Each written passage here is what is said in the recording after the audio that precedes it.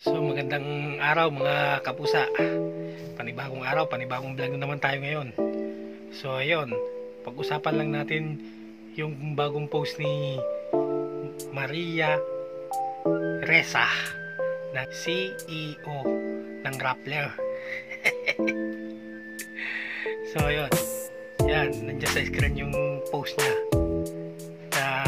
Ang sabi niya dito English I go to jail unjustly Filipino lose.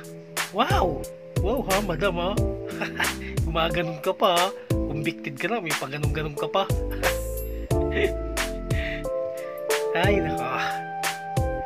Sis, damay mo pa kami mga Pilipino sa kulukuhan mo. Kinarma ka lang ma'am. Kinarma. Yan, dumating na yung karma mo. Unang-una, napasara yung Rappler. Pangalawa, ayan, nakasuhan ka tapos convicted ka na. O, diba? Yan kasi, pag gumawa ka kasi ng masama sa kapwa mo, yan, babalik din sa'yo yan. May karma yan, diba? Yan. Kaya, kung inayos niyo lang sana yung mga pagbabalita nyo dati, siguro, maganda pa yung kalagayan nyo ngayon, no? Diba? Ay ngayon, yan, siningil na kayo ng karma, dyan na. Oh. Tsaka huwag mong idamay yung Pilipino, unjustly lost nitizen Pilipino, kalukuhan. Sobrang daming, halos nga lahat, sobrang daming natuwa. Nung ikaw kumbik, makukulong Tsaka nung nagsara nga yung Rappler, tuwa-tuwa kami. Kasi wala na, nabawasan na yung isang bias na media, di ba? Munang idamay yung mga Pilipino, ma'am. Matalino ng mga tao ngayon, matalino ng taong bayan. Alam na nila yung mga kalokohan ninyo. Kaya hindi na ninyo sila mabubudol.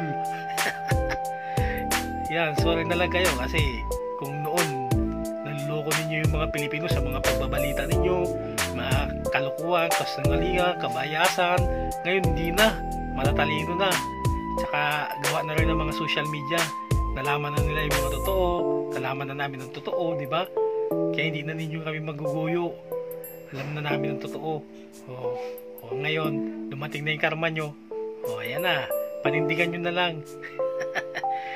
Sa matagal na panahon din kayo na mamayagpag ngayon dumating na yung karma nyo, ayan, sorry na lang, pasensyahan na lang, di ba? Hanggang dito na lang ang video to mga kapusa. Kung bago pa lang kayo sa aking YouTube channel, pa-like, share, and subscribe naman. At pindutin nyo na rin yung notification bell para updated tayo sa ating mga videos na i-upload. Maraming salamat sa suporta. At sana tuloy-tuloy lang tayo at tulungan nyo naman ako dumami subscriber ko. Maraming salamat. Hanggang dito lang ang video to. God bless sa inyong lahat. Ingat tayo lahat. Bye-bye. Peace.